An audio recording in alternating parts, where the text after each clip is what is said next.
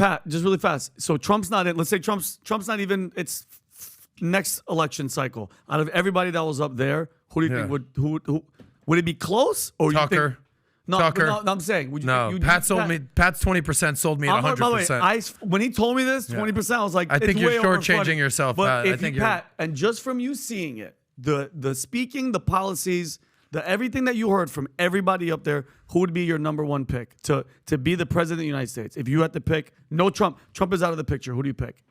Out of the guys on the stage, yes. Everybody that was on stage. And we have to vote today. And you have to vote today. Mail-in ballots. Who do you think? Who'd you feel? Me and you were there live. Who do you thought? Who edged to the front? Who'd you think was full really of put shit? Pat on the spot right now. Hey, I'm gonna ask you too, Adam. Oh shit. You too, Rob. Rob, Trump is out. Who do you have to vote? We're voting today. I already have my answer. You're voting. Okay. DeSantis?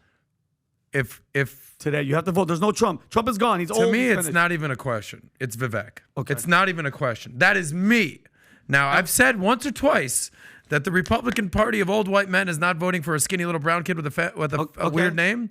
So that's a different answer. But I would vote for Vivek. And give me the one thing that sticks out for you. Revolution, Vinny. Are you serious? Wake the hell up. Are you serious or are you joking? What are you doing? Sleepwalking through life? Time to wake up and have a revolution. I love it. Sick of your shit. So you are with. I think he's such a stud. I think he's got a business background. I think he's sharp. I think he's captivating. So here's what I would have to say.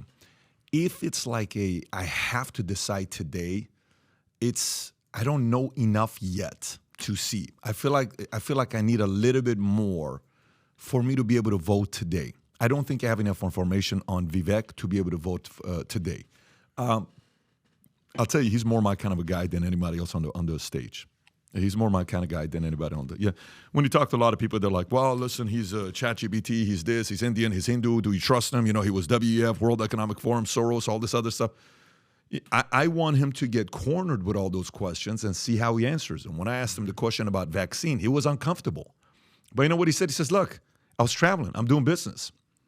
I had to take the vaccine. But if I had to do it all over again, guess what? I wouldn't have taken the vaccine, okay? The angle he took. And you know what I say to that? Cool. I respect it. Right. You made a mistake. You wouldn't have done it again. I'll take that from you. I'm totally cool with that. I can receive that.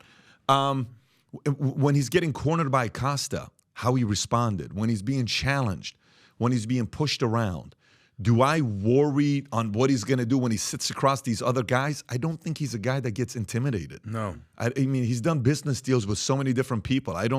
He doesn't look like a guy that can push him around or be scared. He stood up to Mike Pence. When Chris Christie says, here's a guy that, he gave the speech and Barack Obama. Do we want another Barack Obama? And then Vivek said, yeah, why don't you come and give me a hug just like you gave Barack Obama. You helped them win. Yeah. So again, look, that wittiness, fighter, that wittiness that he came to, boom, I'm going to give it to you. Bingo. I like that. So for me, he's got that part. With DeSantis, I almost feel bad with DeSantis. Let me tell you why I feel bad with DeSantis. I feel bad. Because, there's nothing more annoying. It's very hard to do this, what I'm about to say. When somebody is dying to have a job, but they're just not cut out for it to have that job, okay? Or you're dying to be, the whole saying, you can be anything you want when you grow up. That's a lie. It just is a lie. I can't be anything I want if I want to grow up. Mm-hmm. If I said, since 12 years old, I want to be the freaking dunk contest champion in the NBA. I get 20-inch vertical leap. I'm not winning a dunk contest in a freaking junior high school with 9-foot rims. You are the Armenian Dennis Rodman. You're a rebounder. Yeah. Hey, I sharpen those elbows, Bill Laimbeer style. You get in there. I want to be the greatest coder of all time. It's not going to happen. No. I want to be the greatest compliance officer of all time. Okay. I want to be. Think about that. Yeah. So there is a part that either he has to calm down in these types of settings, and he needs to be a little bit more smiling, happy, selling the dream, likable, all of that stuff, and win me over. Mike Pence is running on seeing him as a father figure, and we want him as a father to go be the president. That's Mike Pence's brand. So he talks like a father to you. And I remember when I was back in the days, my father, And that awkward 5-second pause. and- Dude, you got 60 seconds. Talking about It's not Pence? a 2-hour podcast. Talking about Yeah, Pence? so Pence is positioning himself to be your father as a president. DeSantis is positioning himself to say he's the smartest guy to be the president, most qualified guy. You got Tim Scott positioning himself, and guys, everything's going to be all right, and we got no problem. Men play Vivek sports. is running it as, look, I'm going to roll up my sleeves, get to work. We're going to do this, try to catch up because I'm going to outwork everybody and we're going to have a blast. And he's a sense of humor. The day of the debate, you know what he was doing the morning of the day of the debate?